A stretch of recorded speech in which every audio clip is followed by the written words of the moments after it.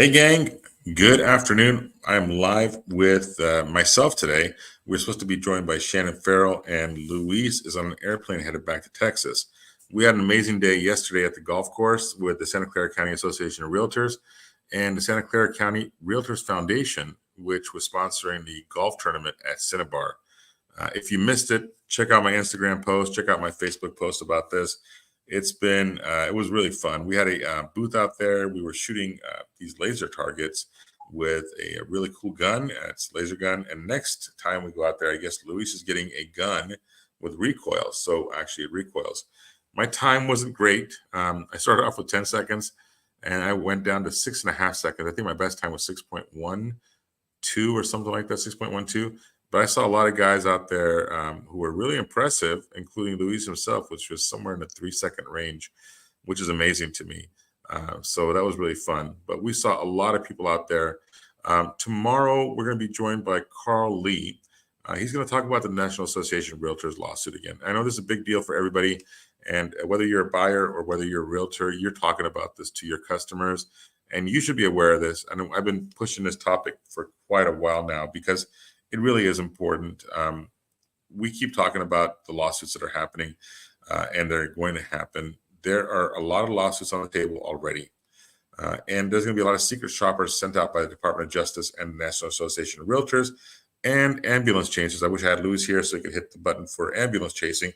But ambulance chasers also are going to be out there shopping your home, visiting your open house, and asking you questions. And if you're not versed in what to say, you're going to have a really hard time with this, and you could be potentially setting yourself for a lawsuit. I know a lot of companies are doing things about this, like Keller Williams is already mandatory. They have a board up where I've seen it in Los Gatos that all the new forms are available for them. So that's great. They're doing some proactive steps. Ben Howard was on a couple days ago, and he talked about how his company, Real, REAL, is taking care of business on that end. And they have a really great broker on their end for Real. If you have not heard of this company, you should definitely visit it. But Real is really poised, and they're doing well, and they know what to talk about. And their broker's a mentor. He is really great, and I want to bring him on sometime in the future here. But we're going to be joined by Carl Lee tomorrow. We're going to talk about National Association of Realtors and what's happening with the lawsuit and what you can do to protect yourself as a realtor. Also, you as a buyer, you need to know what's going on out here. The game has changed essentially. You may potentially be up for the commissions that you're going to be owed to your realtor who's representing you. I don't think that's really going to change too much today. I think that's going to be more in the future, but I think sellers are still paying the commissions, and a lot of stuff that's on the table right now is still grandfathered in from the previous days. So don't expect to be paying your commissions right away, but I think you're going to be paying commissions in the future. Regardless, we've got loan products available to you to help you with that. The Veterans Administration has stepped up and they have increased their interested party contributions, their IPCs, so to speak. And so what that means is it used to be about 6% that another party could contribute. So they could give you sellers commissions or sellers concessions, give you the closing costs or whatever it was as part of the purchase. Now it's increased to 9%. The same thing with Fannie and Freddie.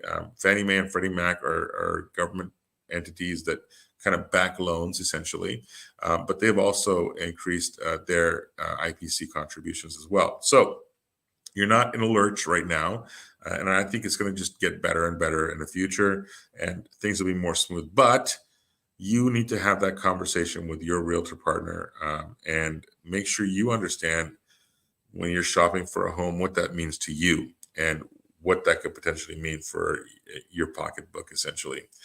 I also want to talk about yesterday's conversation with Geraldine Serrano. What an eye-opener that was. If you weren't part of that conversation, you need to rewind and go to yesterday's podcast and listen to what Geraldine Serrano said about cost segmentation and bonus depreciation. I have a lot of people who are buying investment properties throughout the United States, and everybody that I talk to pretty much hasn't heard of cost segmentation. This has been around, or cost segregation. This has been around for a long time, all right?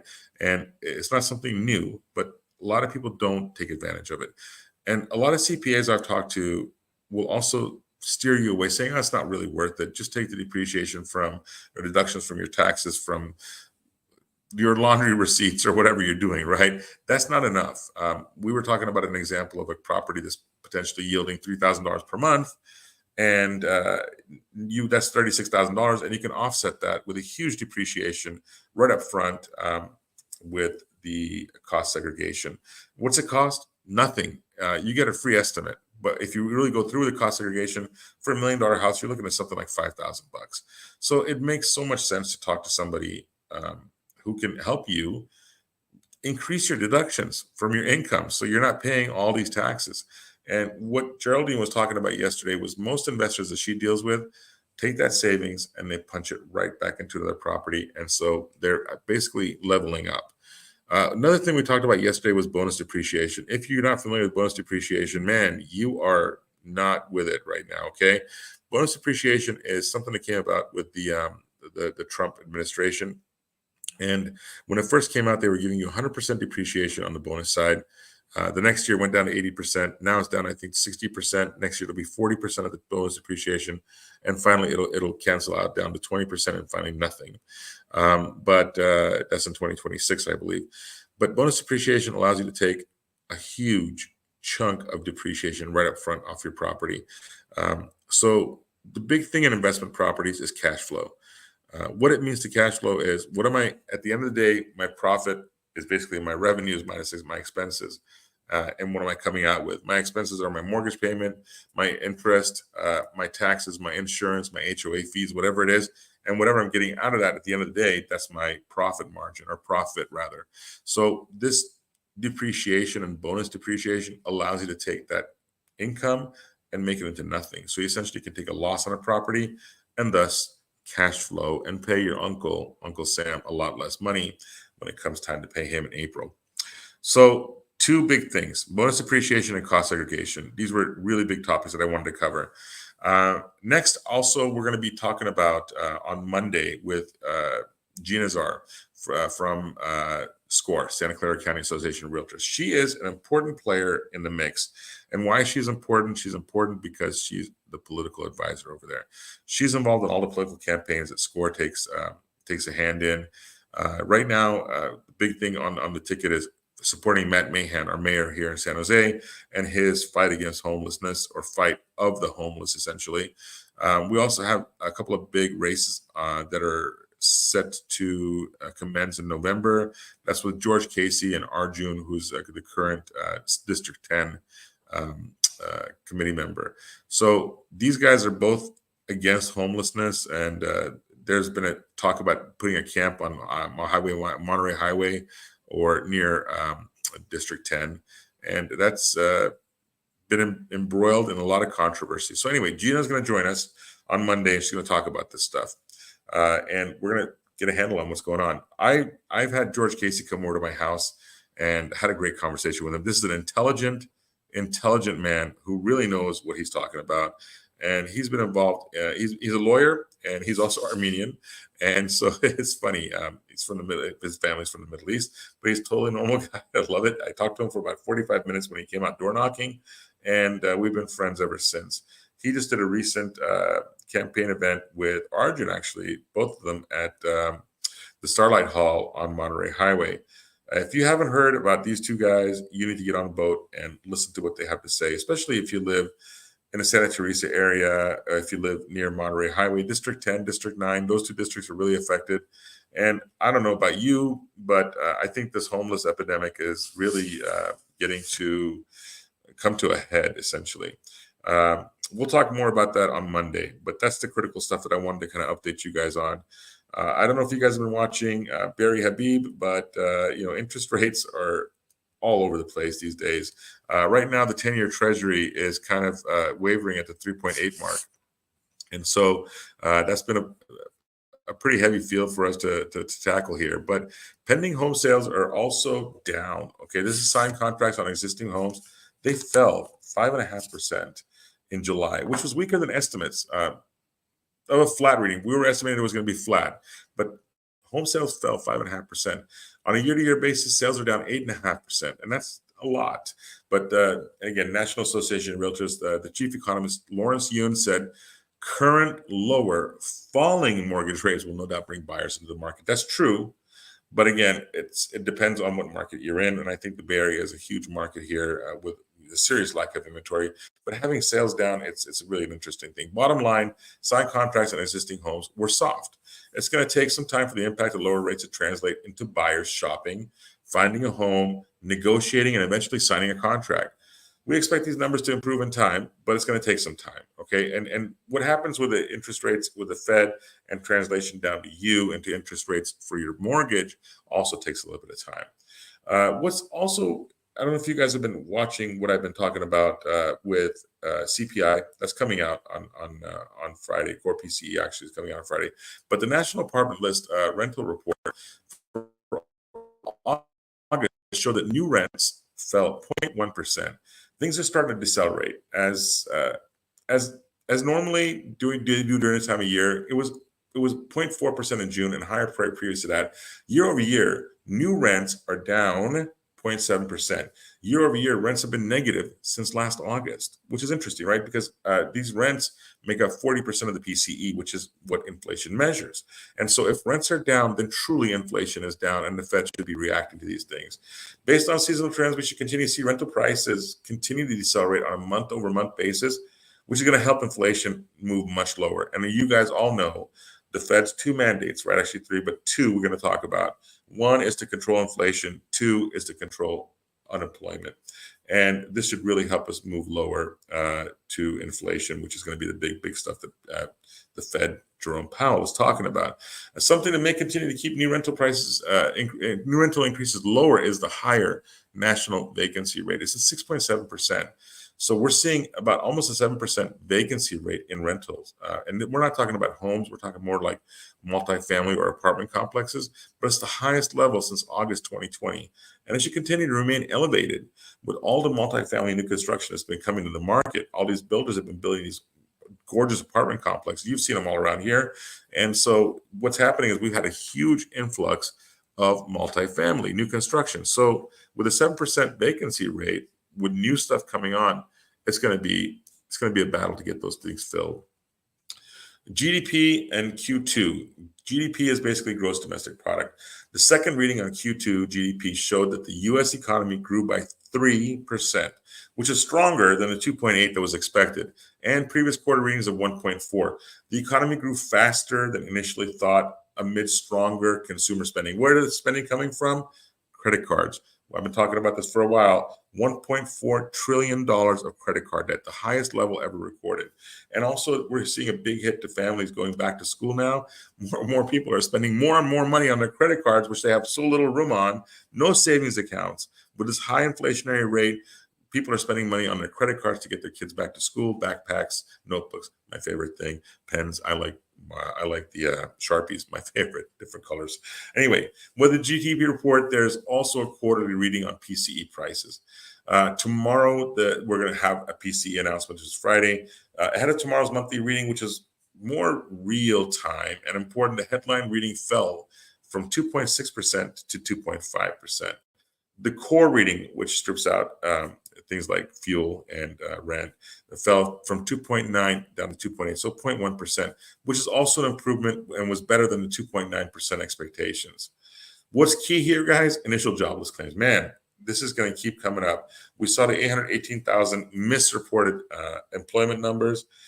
And look, this is a 35% misreport, okay? So it's a huge number. It's not just a small thing that we should just put by the wayside. 35% different than what the government was telling us were employment numbers, okay? If the Fed had these numbers back in June or May or April, they would have made a decision to cut rates a lot sooner. This number coming out now is serious. But initial jobless claims, which measures individuals filing for unemployment benefits for the first time, fell 2,000 to 231,000. It's a big drop. Continuing claims, which measures people who are continuing to receive benefits after their first claim, increased 13,000 to 1.868 million. It's the nearest, the highest levels it's been since November 2021. That's 3 years ago, guys. This continues to show weakness in the labor market, and I think we're going to keep seeing that. We have seen from not only the labor market weaknesses, but also manufacturing side. So labor market means I don't have a job. If I don't have a job, I'm not buying things. If I'm not buying things, the manufacturers aren't going to make those things. Okay. So we're seeing reports of manufacturing down. The biggest one I thought, which came out last week, was from the Philadelphia Fed, which measures services. The services index is also now at a negative number, which means services are contracting as well. So no longer are factories producing goods. No longer are service providers producing services. The economy is definitely contracting. And not only that, it's going to cause it's a circular effect, right? When we see unemployment rise, people aren't buying goods. The people at the factory is going to get fired. They're going to get their layoffs, and they're going to be unemployed as well, causing a bigger decrease in the marketplace. So contraction, contraction, contraction, contraction, until we get more spending in here. Spending only happens when credit is cheaper, and right now credit is so expensive. Um, I just saw a Macy's credit card my wife had the other day, 26% interest we're paying on that Macy's debt. And I'm not alone. I know you've got debt too. You're looking at car loans of 7 to 9%, which, back in the good old days, they were 1%, 2%, or even 0% interest. That's not happening right now. And it's going to take a while for when we do lower the rates from the Fed, it's going to take a while for this stuff to saturate back into your pocketbook as well. In the meantime, we're seeing the highest levels of credit card debt ever recorded in the history of credit cards. And we're also seeing one of the lowest savings rates. Couple that with all the people that are unemployed, and you've got a bad situation going on. So the Fed keeps talking about sticking this landing, making a soft landing or an approachable landing. I don't know if it's going to be an approachable landing. Honestly, there's so many negative indicators on the marketplace, and I don't want to be a doomsayer, but it is what it is, and we have to live with what we have. So mortgage bonds today, they were trading in the lower bound of the range between somewhere like 100.79, and they were topping 101.78 or so, something like that.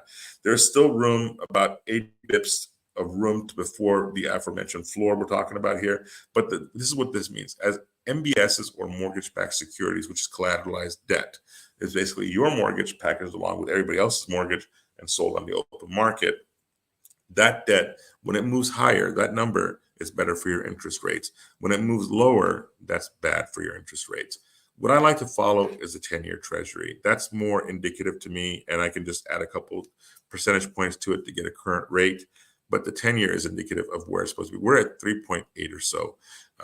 It's been at 3.8 for the past week. It's just been wavering up and down, but right at 3.8. I think we broke below it sometime in Wednesday, but I think this week, tomorrow, actually, with the PCE numbers coming out, a friendly inflation number, tomorrow will be the impetus for the market needs for yields to move a lot lower. And I think that's going to trigger a good, decent amount of refinancing.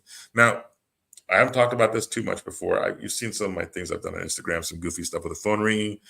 But if you've got credit card debt at 25%, 24%, let's just use the rule of 72, for example. So the rule of 72 is when somebody says, I'm getting a 10% on my market, on my stocks or whatever it is.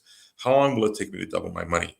Well, if you divide 72 by the interest rate you're getting, 10, that means it'll take you 7 and some years, so almost 8 years, 7 point something years to double your money. So a $100,000 investment at 10% interest will double every 7 years or so.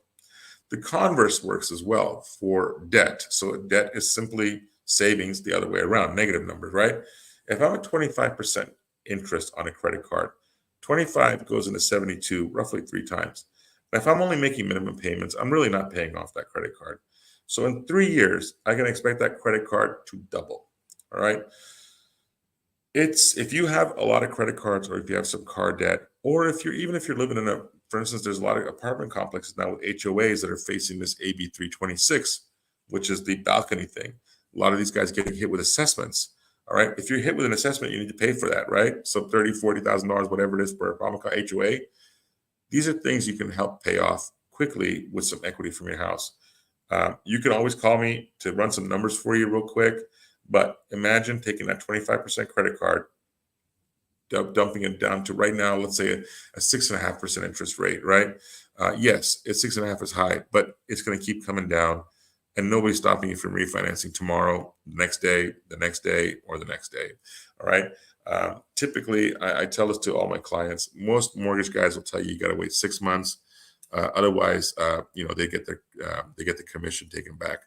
At Loan Depot, we don't get our commission taken back. I'm actually refinancing somebody I did in April, which is under the 6-month marker. I don't care. I'm not going to get paid for it. It doesn't matter to me, but I'm keeping them happy, which is great for me. Okay. So I want to help you. My job is to help you get the most out of your money. It's not about me getting paid, because I think, doing the good thing also helps you in the future to get paid. So regardless, if you got some high interest credit cards, if you got something you need to pay off, like a car, like maybe your kids are going to college, maybe your kids are just going back to grade school or kindergarten, whatever it is, you need some extra money, please call me, 408-431-7296. Let's talk about your numbers and helping you save some money. Simply refinancing, let's say $50,000 of credit cards is going to be roughly $700 a month. That's $350 a month. Every $100,000 you finance right now is about $700 a month. So if you have $100,000 of credit card debt, that's a lot. You're probably making $700, $800 payments on each card. Let's say you're probably making about, I would say, at least $1,500 payments on minimums on that. You can take that down to a $700 payment. Okay, very easily, very simply. And again, you're not locked into this rate forever. We can refinance you once the rates go down even further. So I expect rates to continue down this whole year. I'm actually hoping for a half-point rate drop in September. September 12th is the date you want to watch, and that's going to be a big date, and I think it's going to come down. If it comes down a quarter, it comes down a quarter, but I think it's going to come down a half because the unemployment numbers are just hugely off. So anyway, if they come down in September, great. You refi right now. If they come back in October, come down again in October, let's refi you again. If they come down in December again, let's refi you again. All right. So anyway, we wanted to have a conversation today about Veterans Administration, and I'll throw a stat for you guys right now that's kind of bewildering that I didn't even know until I was talking to Luis yesterday. Out of all the veterans who purchase homes, what do you think the percentage of people who use the VA loan benefit is? 13%.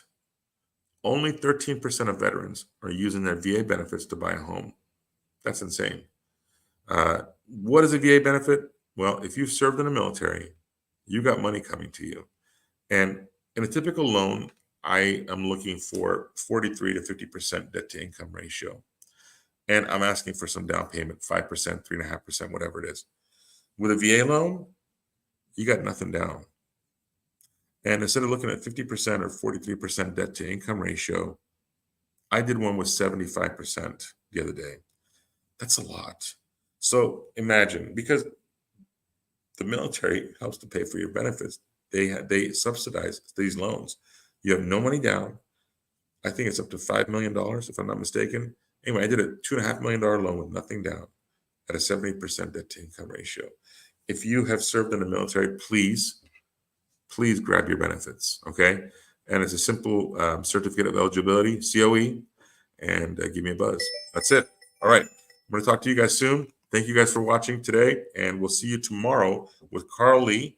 We're going to talk about the National Association of Realtors lawsuit and what's happening in your neighborhood. See you soon. Thanks.